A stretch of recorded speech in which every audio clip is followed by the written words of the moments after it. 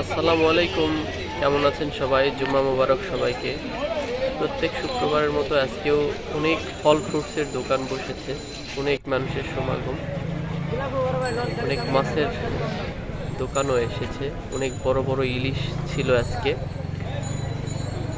1 KG 1.5 KG, অনেক বড় বড়, সাথে অনেক বিভিন্ন প্রজাতির মাছ ছিল। অনেক ফলের দোকান ছিল। আসলে এই জায়গাটা আলহামদুলিল্লাহ অনেক সুন্দর। প্রত্যেক শুক্রবারই ঈদের মতো মনে হয়।